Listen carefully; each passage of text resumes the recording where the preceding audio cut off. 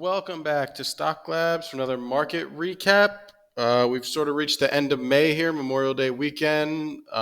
Week ended May 27th, and it was a really strong week for the market, especially in the second half of the week. So, the couple days leading straight into the weekend were pretty big up days. If we just look at our performance of these indices, Qs were up 7%, probably their best week since maybe around COVID times, like the near the COVID bottom. S&P up 6.5%, IWM up 6.5%, and the Dow Jones up 6.2%. So this all 6-7% up weeks on these on the Qs, S&P, Dow, or whatever major indices.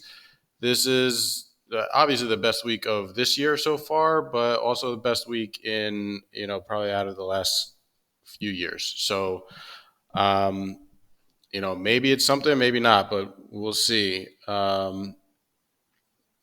Other things that were sort of moving around, crude oil sort of resumed its upward trajectory, up 4.5% for the week. I think there are some decisions coming down over in the European Union about energy embargoes on Russian exports. So I guess we'll see how that all plays out. But crude's been, a strong performer all year so far. Kind of just back up toward the more recent highs, or it's getting back up toward the recent highs that it had this year. Bonds actually held in pretty decently, up 0.5%. So the bond trade, you can sort of see a lot of volatility in treasuries is starting to flatten out a little bit. They're not trading as wildly anymore. It's sort of been a little bit of a soft uptrend in bonds for the last couple weeks, but nothing too aggressive yet. So, but the fact that they're not constantly getting whipped around as much, provides a little more stability to the overall market, the equity market and everything. Gold up, same as treasuries, 0.4%. Yeah, but the big story this week was the indices actually bounced pretty hard. If we look at our leadership stocks,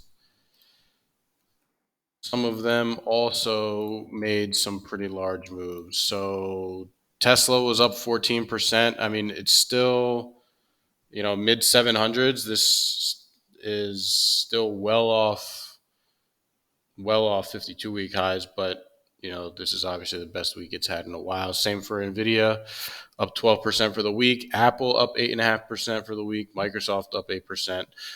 So even those were slightly outperforming the overall NASDAQ. Amazon kind of in line with the market, 6.8% to the upside. Netflix trailing the NASDAQ and the S&P. Same with Google and Facebook. So these bottom three, they were up, but especially with Google and Facebook, they were not up nearly as much as the indices. So overall, good performance, but at the end of the day, basically in line with the NASDAQ. 7.4% out of these. NASDAQ was up 7.09%, or 7.09%, I think. So market perform overall for these, but a good week. If we look into the industries and what was sort of leading and lagging this week, you can see the rally was pretty broad. Now, basic materials obviously led, up 7% on a median basis, really strong week. Consumer bounced back some, up 5.5%. Tech sort of lagged. I mean, on a median basis, median tech stock being up 4% when the NASDAQ was up almost double that. I mean, Nasdaq was up over 7%. Is I don't know what conclusion to draw from that, but the tech sector overall wasn't as strong as the Nasdaq would have suggested. So a lot of those mega cap stocks doing the heavy lifting with not too much of the rest, really asserting itself to that degree. I mean, 4% still a good week, but the disparity between the index and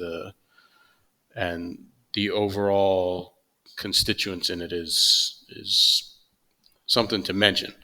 Okay, services up 6%, industrials up 5%, healthcare underperformer, but a green week, so up 1.5%, and utilities up 4%. But you can sort of see all of these sectors, with the exception of basic materials. So these are all median returns.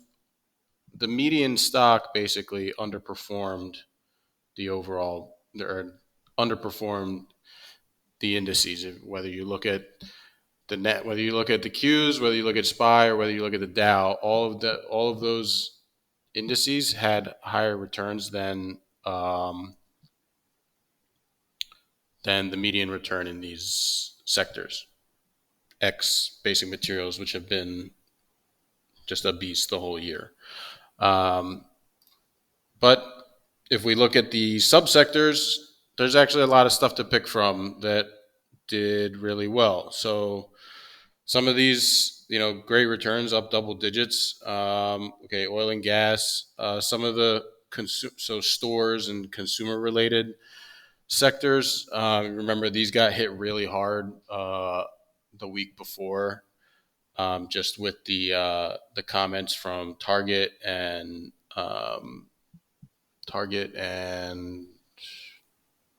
I think it was either Walmart or Costco or both. But comments from other larger retailers in the space really hit the entire retail sector, and those sectors sort of bounced back this week, or bounced back pretty well this week actually. And you can see we got some semiconductors finally flashing on here. So semiconductors been big underperformers for several months now, but maybe they've got some. Maybe they're getting some flows back now down at sort of the cheaper levels that they're at now. We do have quite a bit, just if we quantify the number of sectors on here. So this is 25. We've got 50, 75, okay, 100, and so we got 116 subsectors that are up 5%. So that's obviously the best. That's the best week from a breadth perspective.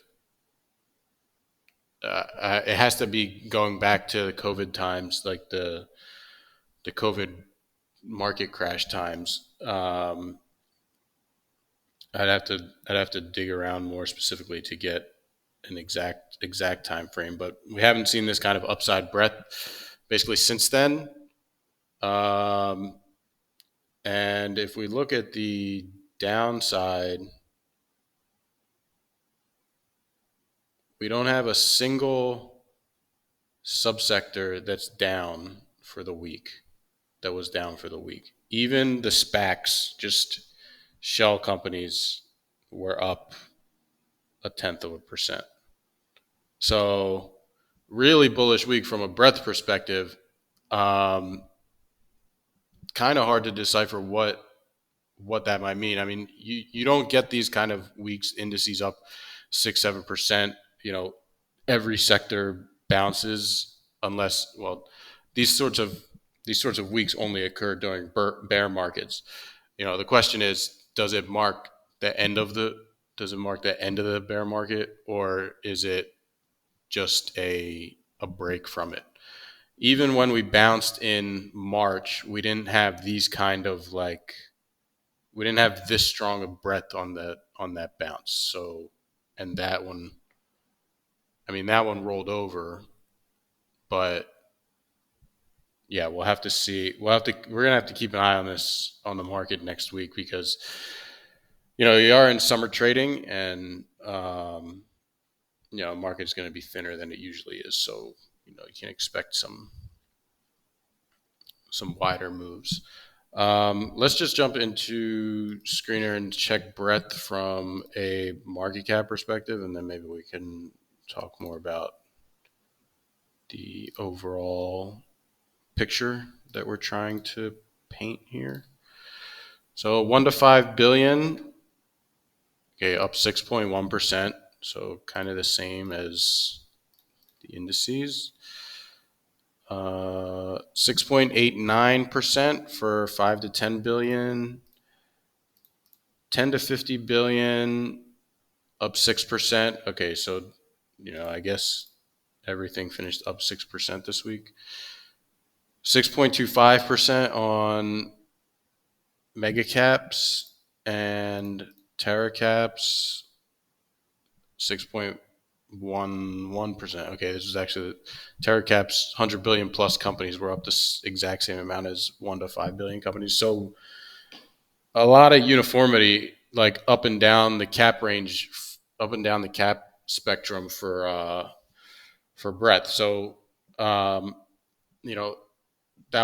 it's good that it's like a really strong rally, but it also makes it a little more difficult to assess where actual money flows are going. I mean, if people are buying everything, then so be it. But I'm not quite sure we're in that sort of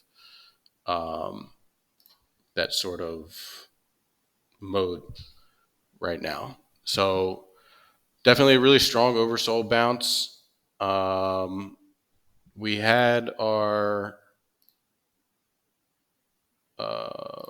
we had the 10-year oversold signals a while back. These signals actually, 10 days passed.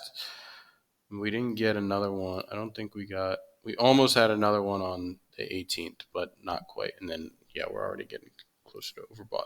So let's see what intelligence has to say for this week.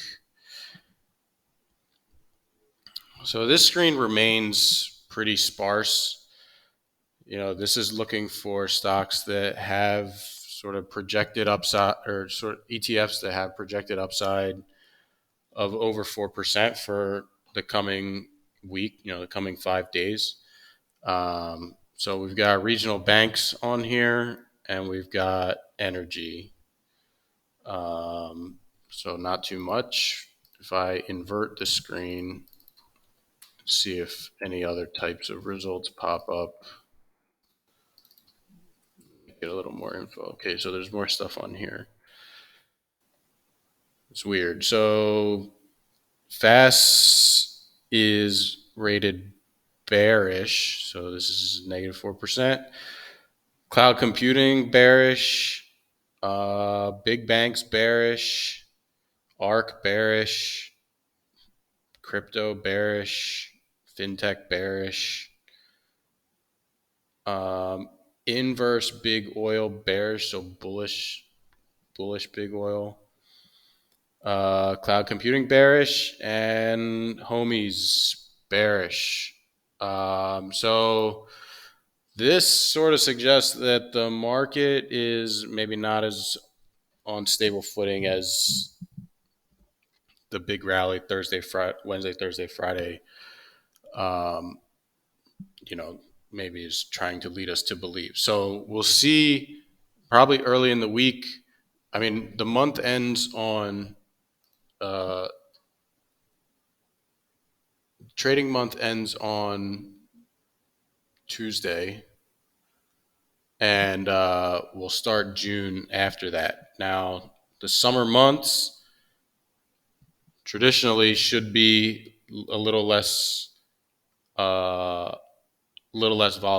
All the big bosses, they went to the Hamptons for the summer or whatever. They're not like, any big decisions that they probably wanted made got made sometime in May, and they basically give all the underlings, they give them their marching orders for the next 3 months, and tell them just don't screw anything up. Okay.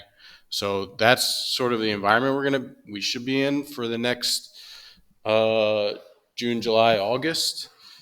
And what that means is I would expect trends to sort of stick. Like if something's been working this year, then it's going to work over the summer too. If it hasn't been working, then it's not going to work over the summer, because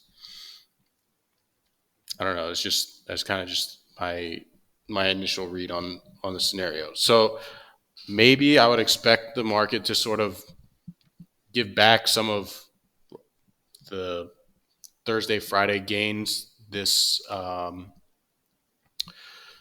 week, but I don't think you have to expect any big dramatic moves for now. So like, I wouldn't expect to make like major new lows, uh, for a little while. I mean, we might, market can retest the most recent low, or even make like like a marginal new low from there. But I wouldn't expect like a gigantic leg down from there to start. Basically over this summer. If that happens, it's going to happen later in the year. But we've got a lot of stuff going on. I mean, there's the war. The European war, the Ukrainian war. I don't even know what we're calling this war. The Russo-Ukrainian war, or something like that. We've got the Fed sort of still figuring out what to do about persistent inflation. It looks like the rate hike path is set. So I wouldn't, depending on how the inflation data comes in and the new economic data comes in, we'll see if their sort of path changes. But for now, they've said a million times they're prioritizing the inflation side more than the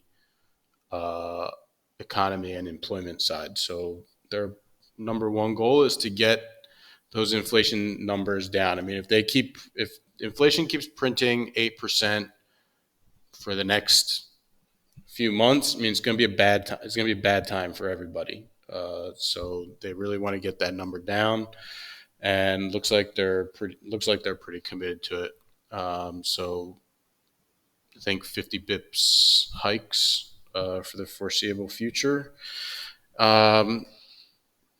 The only way they'll get knocked off of that is if you really see the economic data roll over. So we started to see some cracks in certain sectors and areas of the economy, but I think it really would need to get hit again for the Fed to even talk about pausing or whatever. So that being said,